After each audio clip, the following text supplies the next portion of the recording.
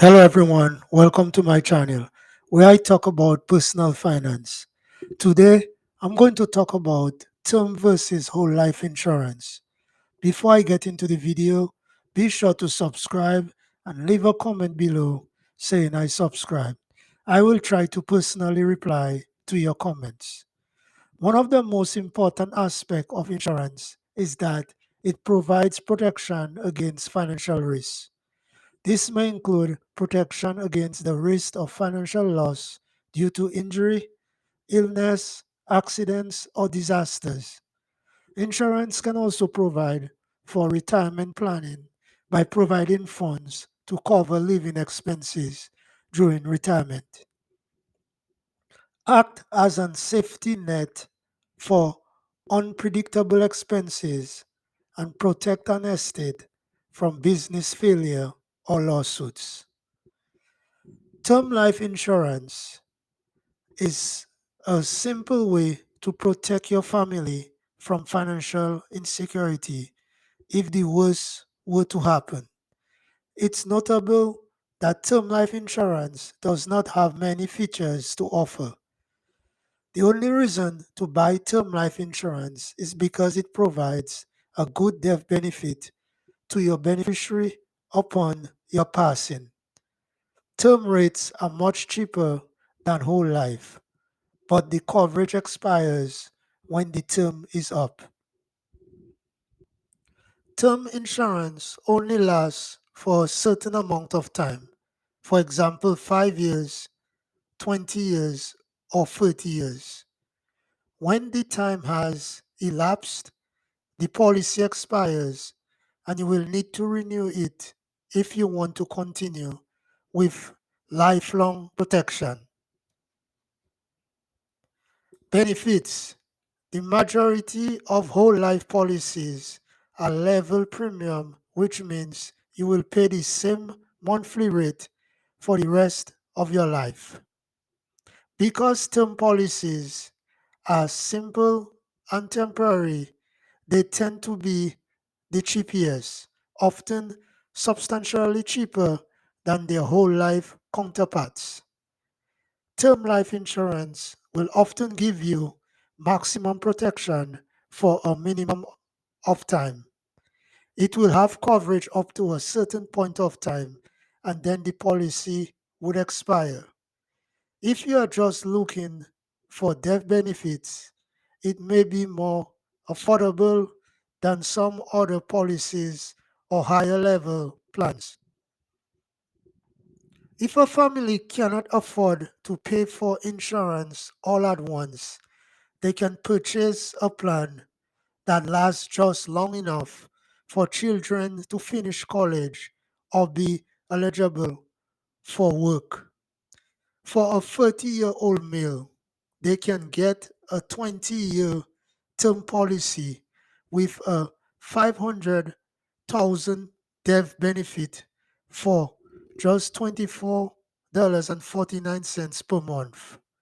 For the same age as a woman who typically have an increased life expectancy, they can purchase the same coverage for as low as $21.75 per month. The drawbacks. Such factors as a higher death benefit or longer coverage will make the premiums change. Term insurance is good for the short term, but it won't last forever. You could potentially have a medical issue that would raise your rates, and then you will have to buy a whole new plan. This is typically a poor choice to invest in as it does not build wealth and would have no appeal to beneficiaries. Pros. Generally, people who buy term insurance will receive more coverage for less money than those who purchase other types of life insurance. Permanent policies are hard to understand. The cons. Protection is only available for the duration of the policy. It is not a good strategy to use cryptocurrencies as a way of saving for retirement or to avoid paying taxes. Whole life insurance. One big key difference between a term policy and whole life is whole life insurance only expires if you stop paying for it. Unlike most other insurance policies, whole life insurance also provides some cash value which can be withdrawn and used for future needs. The benefits. Most whole life policies are level premium, meaning that your monthly payments stay the same for the duration of the policy. Premiums are split into two ways. One part goes towards insurance, while your monthly payments help build up a saving fund. Many insurance providers offer guarantee interest rates of 1 to 2%. Some companies sell participating policies which pay dividends that may go up or down each year. Early on, the amount of whole life premium are higher than the cost of insurance. As you age, though, this reverses and cost becomes less than that of a typical term policy for someone your age. This is known as forward loading or front loading. At a later date, you can borrow or make a withdrawal from your cash value amount to pay for your expenses, such as your kids' college tuition or repairs to your home. In that sense, it is a lot more flexible than a traditional saving account. You can access your loan from your life insurance policy without paying any taxes. You will, however, pay tax on the investment gains as you withdraw them as income.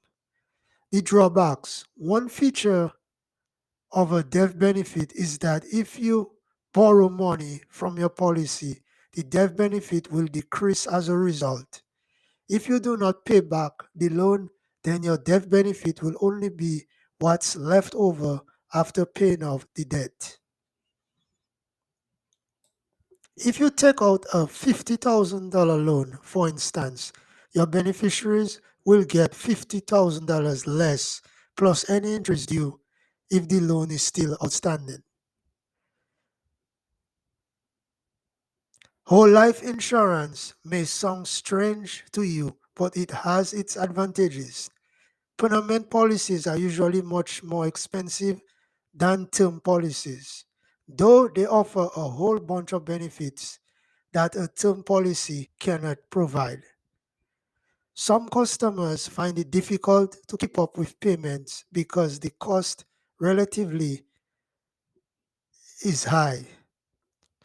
One potential drawback of whole life insurance is that it can be difficult to understand and might seem like a complicated decision even without the extra tasks and potential fees involved.